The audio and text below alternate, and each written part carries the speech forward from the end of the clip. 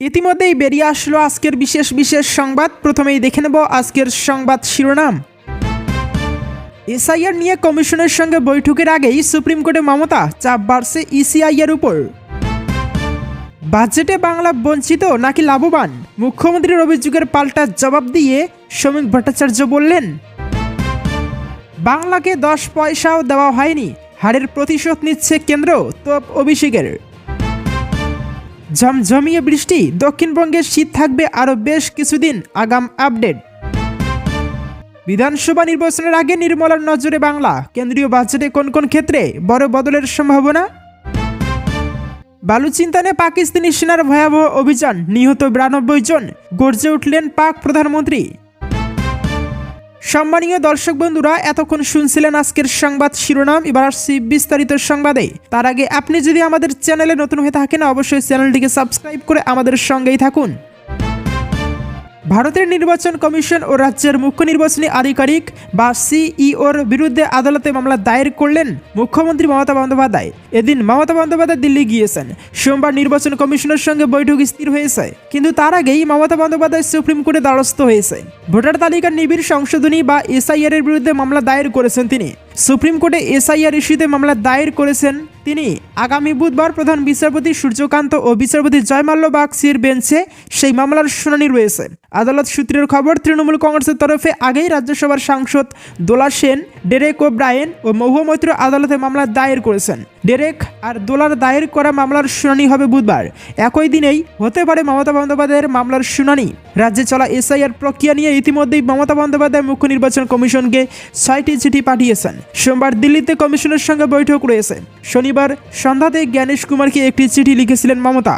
সেই চিঠি প্রকাশ করা হয়েছে। সেই চিঠিতে নির্বাচন কমিশনের বিরুদ্ধে জনপ্রতিনিধিমূলক আইনের বিধিভঙ্গের অভিযোগ তুলেছেন তিনি। রাজনৈতিক মহলের ধারণা, দিল্লিতে নির্বাচন কমিশনের সঙ্গে বৈঠকের আগেই মমতার এই মামলা দায়ের কমিশনের উপর চাপ তৈরি করতে পারে। মুখ্যমন্ত্রী মমতা বন্দ্যোপাধ্যায়ের অভিযোগ, মানবিক দৃষ্টিভঙ্গি উপেক্ষা করেই আইন ও বিধি লঙ্ঘন করে এসআইআর প্রক্রিয়া জোর করে চাপিয়ে দেওয়া হয়েছে। চিঠিতে বিশেষভাবে উল্লেখ করা হয়েছে, ইতিহাসে এই প্রথম এসআইআর প্রক্রিয়ায় 8100 জন মাইক্রো অবজারভার নিয়োগ করা হয়েছে। তাদের প্রশিক্ষণ নেই, তারপরেও তাদের একতরফাভাবে মাঠে নামানো হয়েছে। তো এবার আসছি পরবর্তী সংবাদে। কেন্দ্রীয় বাজেট ঘিরে এবার বাংলা রাজনীতিতে নতুন করে শুরু হয়েছে তুমুল তরজা। মুখ্যমন্ত্রী মমতা বন্দ্যোপাধ্যায় সরাসরি অভিযোগ করেছেন, এই বাজেটে বাংলাকে বঞ্চিত করা হয়েছে। অন্যদিকে বিজেপি নেতৃত্বের দাবি, এই বাজেট বাংলার জন্য উন্নয়নমুখী এবং সাধারণ মানুষ সরাসরি উপকৃত হবেন। বাজেট ঘোষণার পরেই দুপক্ষের এই পাল্টা বক্তব্য ঘিরে রাজ্য রাজনীতির পারদ এখন চড়ছে। তবে মুখ্যমন্ত্রীর এই অভিযোগ পুরোপুরি নাকচ করে দিয়েছে বিজেপি নেতৃত্ব। বিজেপি রাজ্য সভাপতি শ্রমিক ভট্টাচার্য পাল্টা তোপ দেখে বলেন, তৃণমূলের সানির অপারেশনটা জরুরি, কিন্তু কানেও যে সমস্যা আছে সেটা আগে বোঝা যায়নি। দুর্গাপুর, শিলিগুড়ি, ডানকুনি এগুলো কি ভিন গ্রহে? এই বাজেট বাংলাকে আরো উচ্ছ্বসিত করার বাজেট। তার মতে আসল পরিবর্তন দেখা যাবে মে মাসে। তখনই বাংলার মানুষ প্রকৃত উন্নয়নের স্বাদ পাবে। অন্যদিকে বিজেপি নেতা সজল ঘোষ একই সুরে তৃণমূলের অভিযোগের বিরোধিতা করেন। তিনি বলেন, শুধু বারাণসী থেকে শিলিগুড়ি হাই স্পিড ট্রেনকেই দেখছি কেন? ওষুধের দাম যে কমলো, তার সুবিধা কি বাংলার মানুষ পাবে না? উন্নয়ন হলে তৃণমূল বলে ভোটমুখী রাজনীতি, আর উন্নয়ন না হলে বলে কিছুই করা হলো না। তার দাবি, প্রধানমন্ত্রী নরেন্দ্র মোদী সরাসরি বাংলার উন্নয়নের দিকে নজর রাখছেন। নতুন কেন্দ্রীয় বাজেটে শিক্ষা, কর্মসংস্থান এবং আয়কর সংক্রান্ত একাধিক সুযোগের কথা বলা হয়েছে। কেন্দ্রের দাবি, এই সিদ্ধান্তগুলির সুফল গোটা দেশের সঙ্গে বাংলার মানুষও সমানভাবে পাবেন। কিন্তু তৃণমূলের প্রশ্ন, এই সুবিধাগুলি বাস্তবে কতটা বাংলার মানুষের কাছে পৌঁছবে? তো এবার আসা যাক পরবর্তী সংবাদে। 2021-এর পর বাংলা 100 দিনের কাজের টাকা পেয়েছে প্রমাণ করতে পারলে রাজনীতি ছেড়ে দেব, কেন্দ্রকে নজিরবিহীন চ্যালেঞ্জ অভিষেক বন্দ্যোপাধ্যায়ের।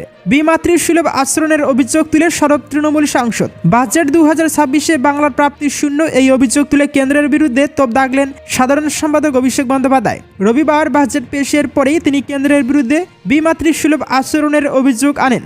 100 দিনের কাজ এবং আবাস যোজনার বকেয়া টাকা নিয়ে মোদী সরকারকে তিনি সরাসরি শ্বেতপত্র প্রকাশের চ্যালেঞ্জ ছুড়ে দেন। এমনকি কেন্দ্র যদি টাকা দেওয়ার প্রমাণ দিতে পারে, তবে তিনি রাজনীতি ছেড়ে দেবেন বলেও চরম হুঁশিয়ারি দেন। অভিষেক বন্দ্যোপাধ্যায় তিনি স্পষ্ট করে বলেন, বিজেপির বিমাতৃসুলভ আচরণ আজ স্পষ্ট।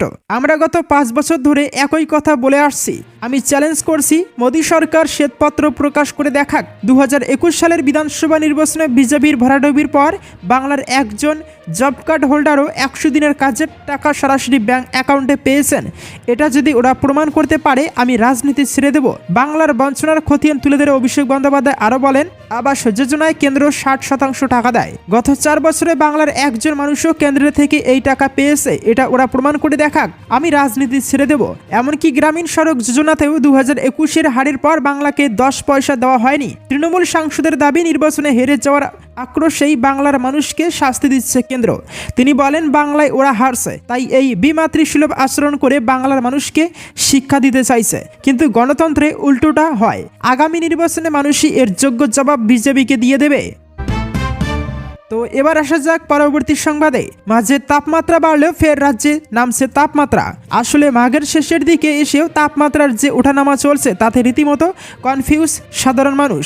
দক্ষিণবঙ্গের জেলাগুলিতে সকাল ও রাতের শীতের আমেজ। এরই মধ্যে আবহাওয়া দপ্তর জানিয়ে দিল শীত এখনই মাঠ ছাড়ছে না, আপাতত বজায় থাকবে শীতের ভরপুর আমেজ। আলিপুর আবহাওয়া দপ্তর জানাচ্ছে আপাতত সকাল ও সন্ধ্যায় শীতের শিরশিরানি বজায় থাকবে শহর থেকে জেলা সর্বত্রই। তবে কাঁপুনি দেওয়া শীত কি আর ফিরবে? আবহাওয়া দপ্তর বলছে এবছরের জন্য আর তেমন পূর্বাভাস নেই, তবে এখনই দক্ষিণবঙ্গ থেকে শীত উধাও হচ্ছে না। অনুমান ফেব্রুয়ারির মাঝামাঝি সময় থেকে শীত উধাও হতে পারে। আগামী 3-4 দিন কলকাতার সর্বনিম্ন তাপমাত্রা 15 থেকে 17 ডিগ্রির মধ্যে থাকবে। স্বাভাবিক বা তার আশেপাশে থাকবে তাপমাত্রা।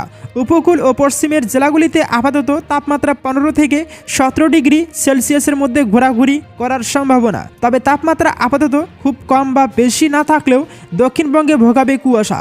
ফের বাড়ছে কুয়াশার দাপট। আগামী 48 ঘন্টা দক্ষিণবঙ্গের বেশ কিছু জেলায় সকালের দিকে কুয়াশার দাপট দেখাবে। কোথাও কোথাও ঘন, আবার কোথাও কোথাও মাঝারি কুয়াশার দাপট দেখা যাবে। তবে বেলা বাড়লে কমবে কুয়াশা। তো এবার আসছি পরবর্তী সংবাদে। পশ্চিমবঙ্গে বিধানসভা নির্বাচনের আগে রবিবার কেন্দ্রীয় বাজেট পেশ করেছে মোদী সরকার। এই বাজেটে বাংলার জন্য বড় কোনো ঘোষণা বা মোটা বরাদ্দ থাকে কিনা সেটাই এখন বড় প্রশ্ন। বিহার ভোটের আগে সেখানে বিপুল 60,000 কোটি টাকা বিভিন্ন প্রকল্প ঘোষণা করা হয়েছিল। রাজনৈতিক দিক থেকে দেখতে গেলে 2026-এ বাংলার বিধানসভা নির্বাচন এখন মোদী সরকারের পাখির চোখ। ফলে এদিন অর্থমন্ত্রী নির্মলা সীতারমণের বাজেট বক্তৃতায় বাংলার জন্য বড় কোনো ঘোষণা থাকলে অবাক হওয়ার কিছু থাকবে না। কিন্তু তারপরেও রয়েছে গোটা দেশের জন্য ভাবনা। শিল্প, রেল, কর্মসংস্থান, ছোট মাঝারি শিল্পের কথা ভাবতে হবে সরকারকে। এবারও বেতনভোগী করদাতা, মধ্যবিত্ত এবং সাধারণ মানুষ অর্থমন্ত্রী নির্মলা সীতারমণের কেন্দ্রীয় বাজেটের বক্তৃতার দিকে তাকিয়ে থাকবেন আরও বেশি কর ছাড়ের আশায়। গত বছর অর্থমন্ত্রী নতুন আয়কর ব্যবস্থায় বড় ধরনের পরিবর্তনের ঘোষণা করেছিলেন। বিশেষজ্ঞরা মনে করছেন যে 2026 সালের বাজেটে আয়করে বড় কোনো পরিবর্তনের জন্য সরকারের হাতে আর্থিক সুযোগ খুব একটা নেই। তবে ভোগ ব্যয় বা কেনাকাটার পরিমাণ আরও বৃদ্ধি করার লক্ষ্যে কিছু পরিবর্তন আনা হতে পারে বলে আশা করা হচ্ছে। পুরনো ও নতুন কর কাঠামোয় স্ট্যান্ডার্ড ডিডাকশন ভিন্ন।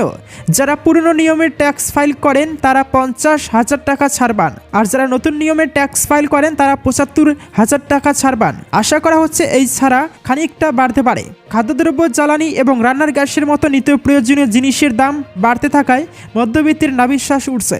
সাধারণ মানুষের প্রত্যাশা সরকার যেন সরবরাহ ব্যবস্থা উন্নত করে, পরোক্ষ কর কমিয়ে এবং রেশন ব্যবস্থাকে আরও শক্তিশালী করে এই বাজার দর নিয়ন্ত্রণ করে। সাধারণ মানুষের তালিকার সবার উপরে রয়েছে মূল্যস্ফীতি বা দ্রব্যমূল্য বৃদ্ধি থেকে মুক্তি।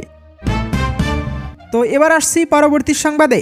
বেলুচিস্তানের 12টি স্থানে সন্ত্রাসীদের হামলায় অন্তত 10 জন পুলিশ ও নিরাপত্তা কর্মী নিহত হয়েছেন। পাল্টা অভিযানে নিরাপত্তা বাহিনী 92 জন জঙ্গিকে হত্যা করেছে।